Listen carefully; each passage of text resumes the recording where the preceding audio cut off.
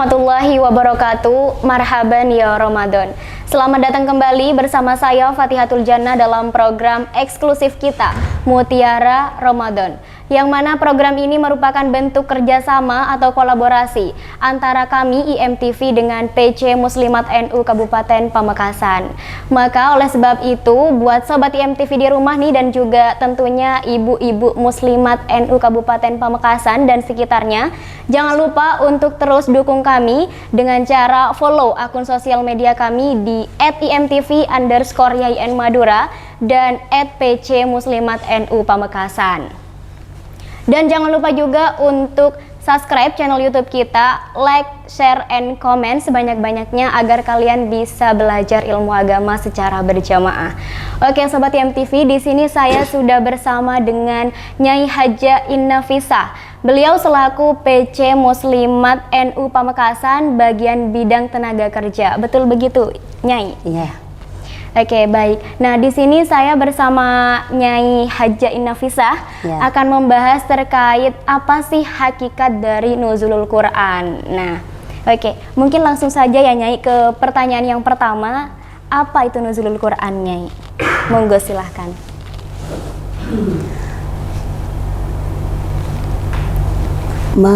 Marhaban syahru Ramadan, marhaban syahru ibadah, marhaban syahru sa'adah,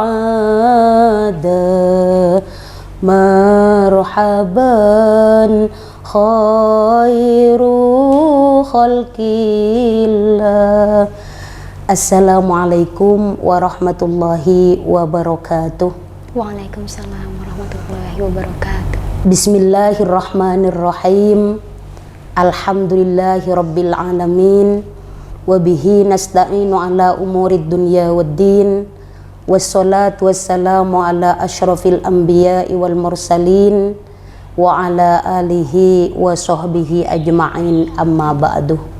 Pemirsa IMTV yang berbahagia, alhamdulillahi rabbil alamin, memasuki malam nuzulul Quran di bulan suci Ramadan ini, bulan yang agung ini. Alhamdulillah, Allah Subhanahu wa ta'ala, kita masih dipertemukan dalam acara Mutiara Ramadan. Mudah-mudahan kita selalu diberi kekuatan, diberi kesehatan untuk menunaikan ibadah puasa. Amin. Dan ibadah-ibadah yang lain, sehingga kita bisa mendapatkan rahmah, maufirah, dan itkum minan nar. Amin, amin, Allahumma amin. Para pemirsa IMTV yang dirahmati Allah, tema Mutiara Ramadan kali ini adalah hakikat daripada nuzulul Quran. Pemirsa yang berbahagia, Al-Quran adalah satu-satunya kitab umat Islam yang diturunkan oleh Allah Subhanahu wa ta'ala kepada Nabi Muhammad sallallahu alaihi wasallam melalui perantara malaikat Jibril. Pemirsa IMTV yang dirahmati Allah, Al-Quran adalah kitab samawi yang diturunkan selama 2 periode. Periode pertama adalah Al-Quran diturunkan di kota Mekah secara berangsur-angsur, dikenal sebagai periode Mekah selama 13 tahun. 13 tahun.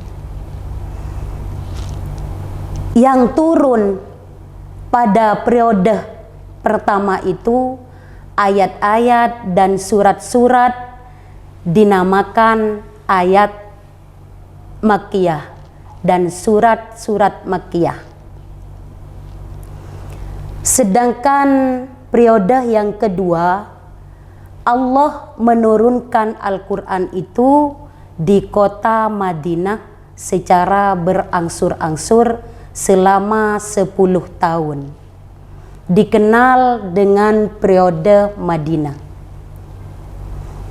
Ayat-ayat dan surat-surat yang turun pada dua periode itu dinamakan ayat-ayat Madaniyah dan surat-surat Madaniyah.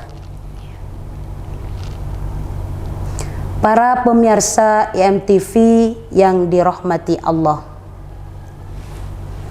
Allah Subhanahu wa Ta'ala menurunkan Al-Quran secara keseluruhan pada tanggal 17 Ramadan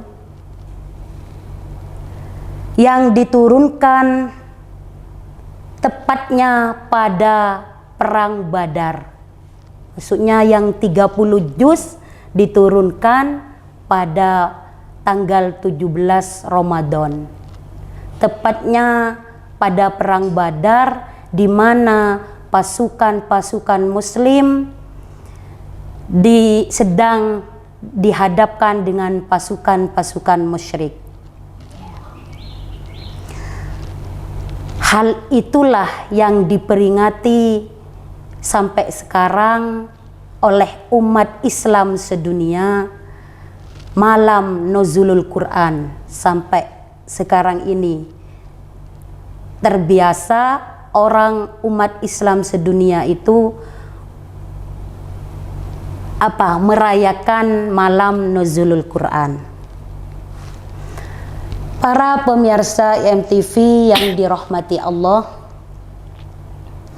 ada 3 hal yang menjadi hakikat daripada nuzulul Quran. Allah Subhanahu wa Ta'ala berfirman, Syahrul Ramadan allazi a'udzu billahi minasyaitonir rajim. Bismillahirrahmanirrahim. Syahrul Ramadan allazi unzila fihil Qur'ana hudal linnasi minal huda wal furqan.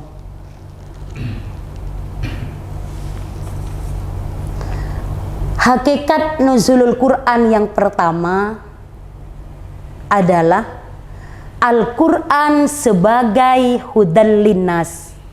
Apa itu hudal linnas? Al-Quran sebagai petunjuk bagi manusia dari kesesatan-kesesatan jahiliyah.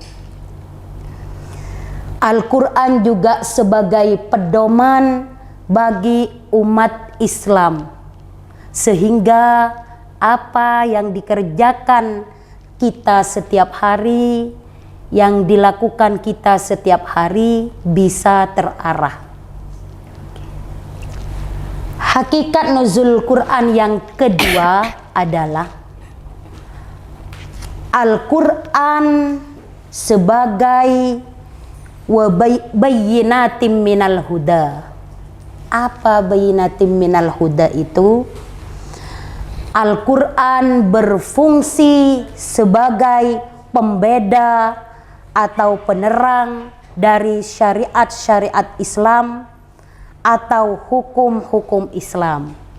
Di mana kita dengan Al-Quran, kita bisa tahu bagaimana caranya sholat.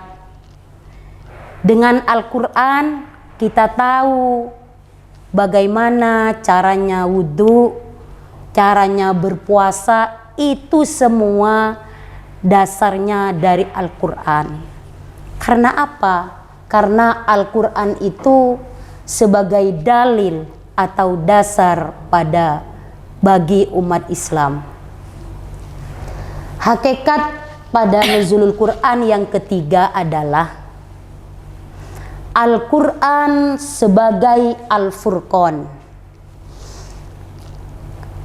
Al-Quran adalah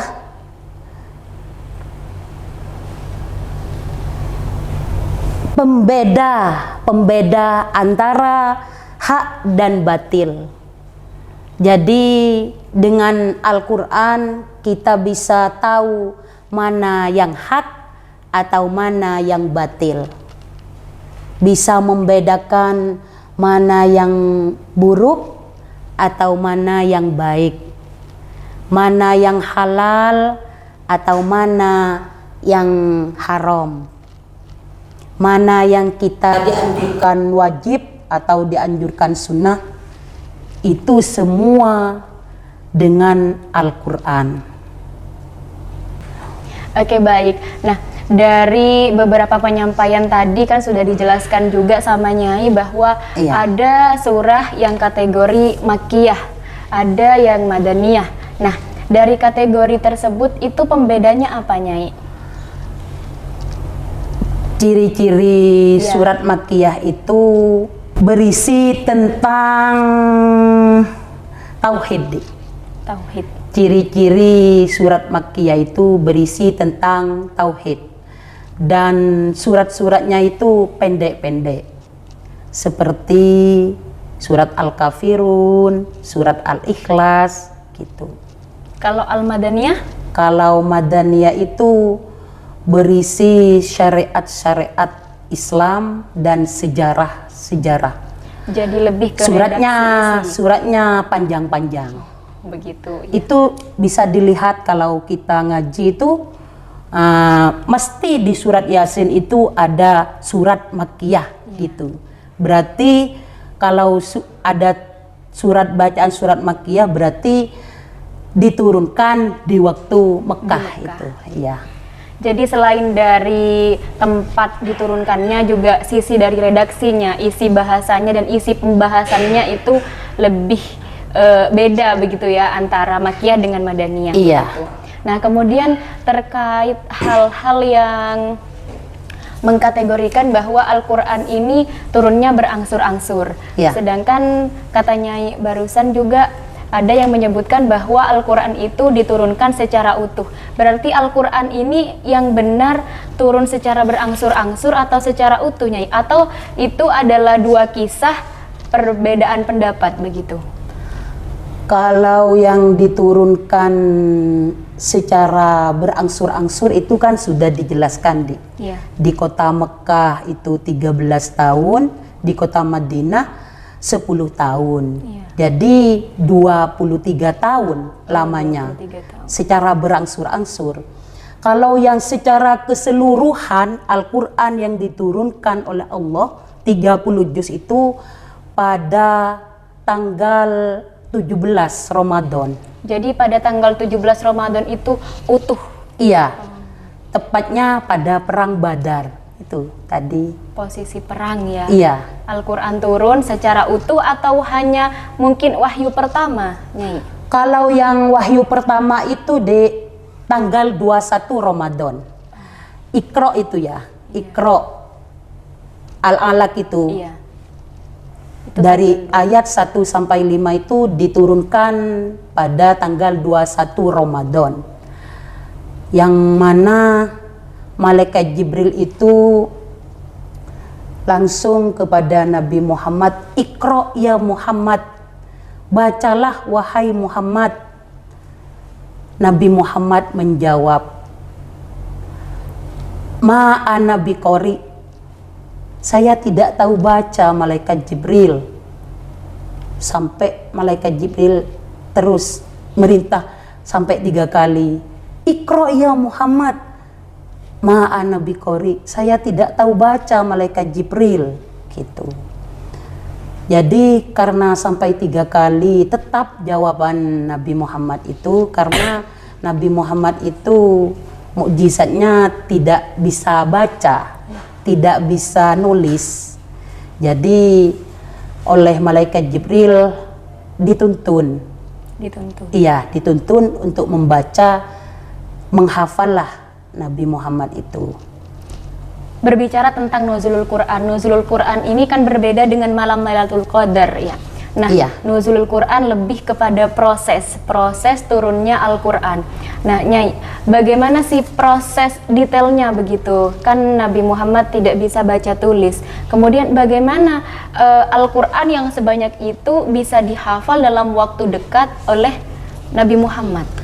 Ya itu herannya. Biasanya kalau anak sekarang itu ya bisa membaca baru menghafal. Nabi Muhammad karena itu sudah mukjizat, tidak bisa baca, tidak bisa nulis. Mungkin takutnya kalau Nabi Muhammad itu mukjizatnya tidak bisa tahu nulis atau bisa membaca, takut disangkanya itu oleh orang-orang itu Nabi Muhammad yang ngarang gitu. Iya.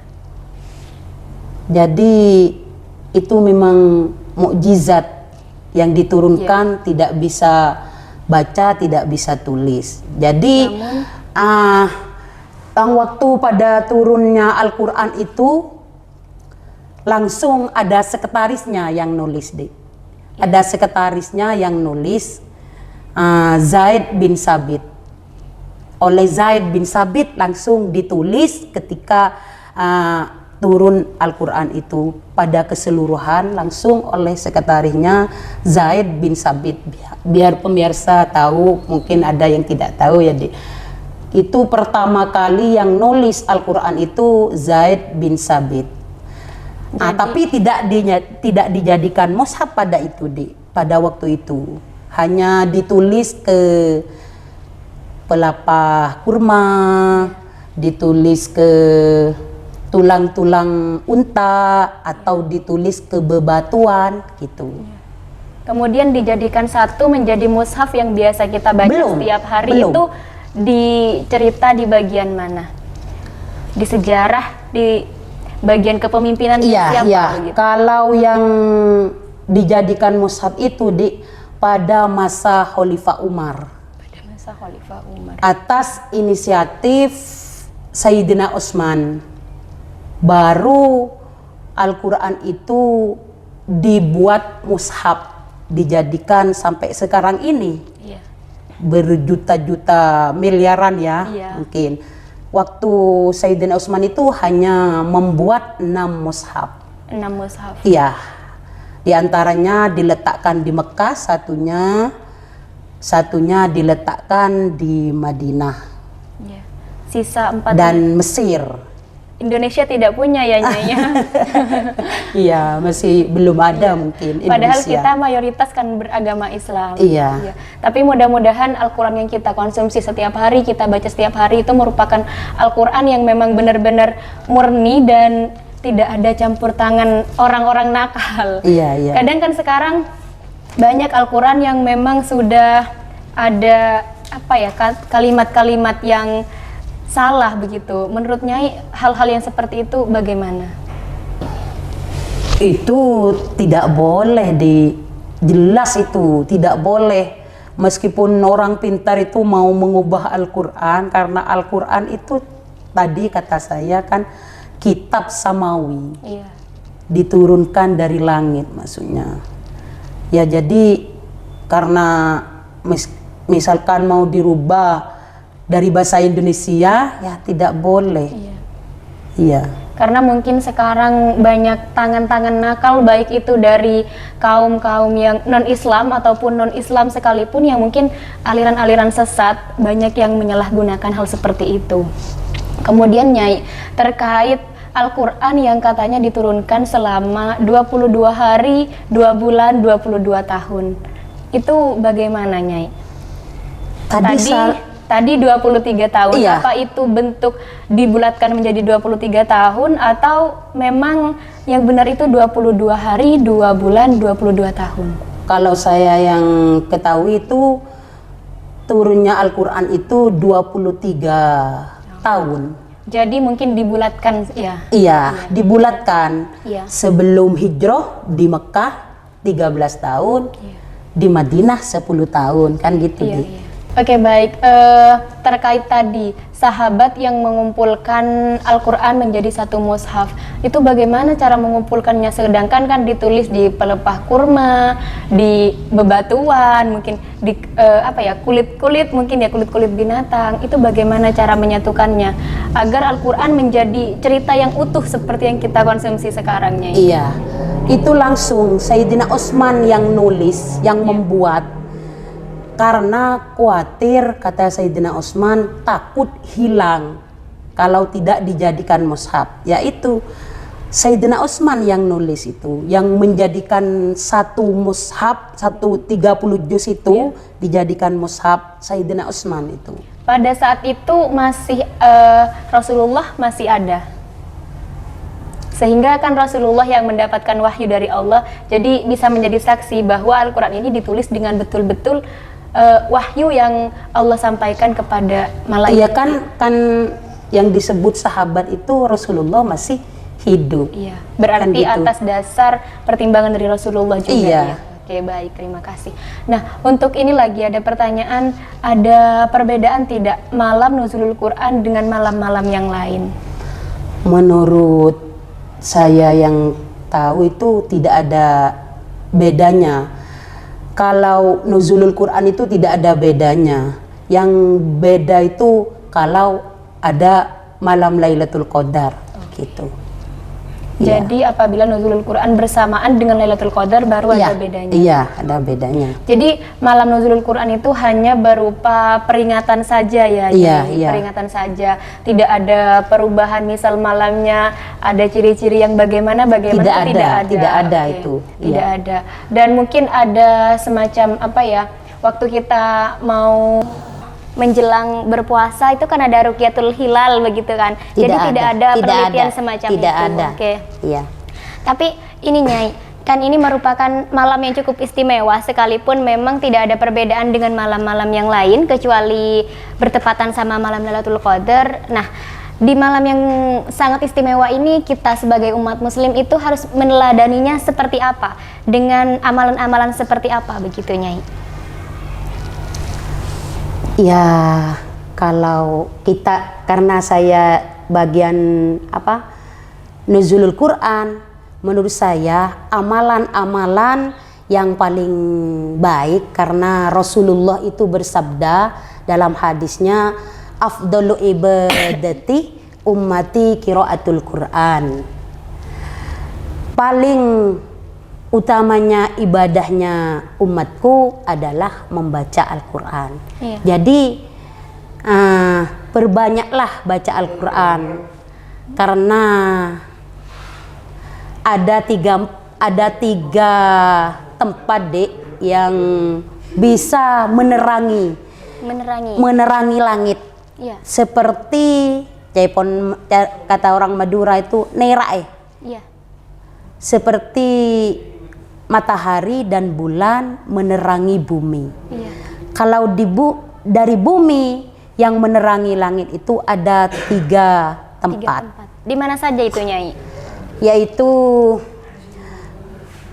Baitul Alim. Baitul Alim. Rumahnya orang alim. Rumahnya. Itu akan apa? Akan menyinari langit gitu. Yang tentunya kedua dengan amalan-amalan yang dilakukan begitu ya. Iya kan alim. Orang alim itu kan orang yang dekat dengan Allah, pinter maksudnya. Berilmu. Iya, berilmu. Terus yang kedua itu masjid. Masjid itu yang menerangi langit gitu. Yang ketiga baitu hafidil Quran. Rumahnya orang hafal Quran. Jadi amalan yang paling bagus itu membaca Al-Quran. Kalau bisa menghafal. Kalau saya ya tidak bisa sudah. Mungkin anak-anak kami bisa menghafal Al-Quran biar menerangi langit gitu. Iya.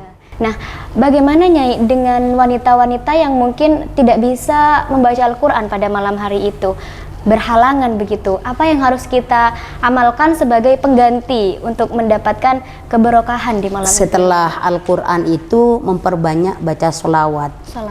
Nah, bagaimana dengan wanita-wanita yang mungkin membaca surah-surah pendek seperti Al-Ikhlas, An-Nas begitu Nyai, tapi tidak diniatkan untuk membaca Al-Quran sebagai wirid atau berdoa saja, itu boleh tidak Nyai? Boleh. Kalau menurut saya itu yang tahu boleh.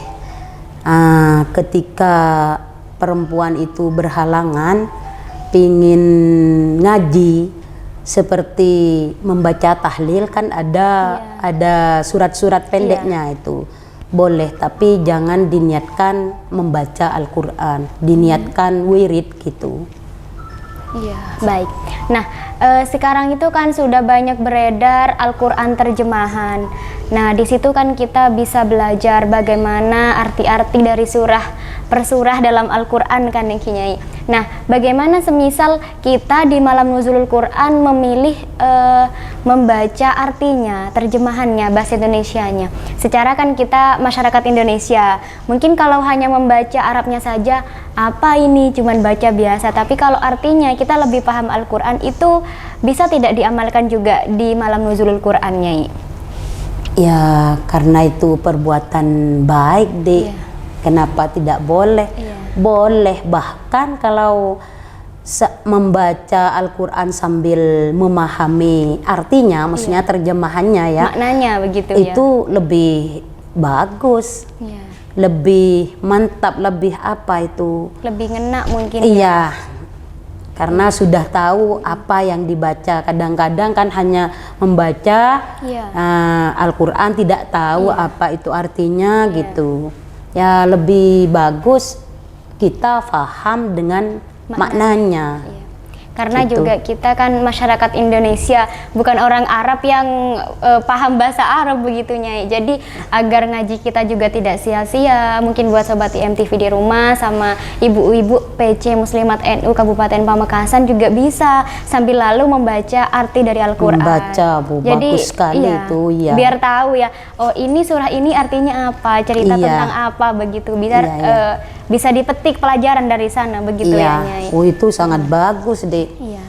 Iya. Untuk menambah pengetahuan juga kan ya. Iya, iya. Nah, mungkin itu pertanyaan terakhir dari saya. Tapi sebelum ditutup Nyai, mungkin Nyai ada harapan atau pesan kepada sobat IMTV di rumah dan juga ibu-ibu PC Muslimat NU Kabupaten Pamekasan dan sekitarnya. Monggo silahkan Nyai. Para pemirsa IMTV yang berbahagia, harapan yang terakhir dari kami, marilah bulan suci Ramadan tahun ini jangan sampai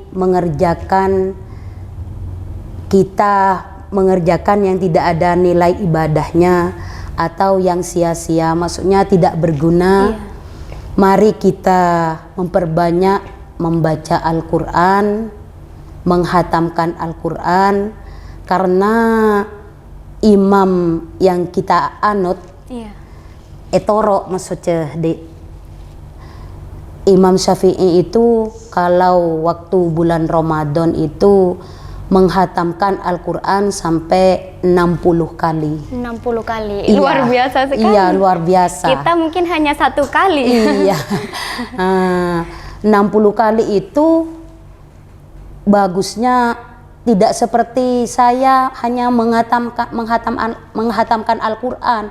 Itu dikerjakan, kalau Imam Syafi'i itu dikerjakan di dalam sholat. Siangnya 1 hataman, malamnya 1 hataman. Luar biasa. Jadi Masya Allah. mari kita sebagai umat Islam, khususnya Muslimat Pamekasan, Kabupaten Pamekasan, kami mengharap mari kita memperbanyak membaca Al-Quran atau menghatamkan Al-Quran, walaupun tidak seperti Imam Syafi'i tadi, hatam sampai 3 kali lah, atau sampai 5 kali, 10 kali. Semaksimal mungkin intinya ya Nyai. Sebisanya. Tapi kalau mumpung kita bulan Ramadan, memperbanyak. Iya. Karena pahala juga berlipat ganda. Iya, ya.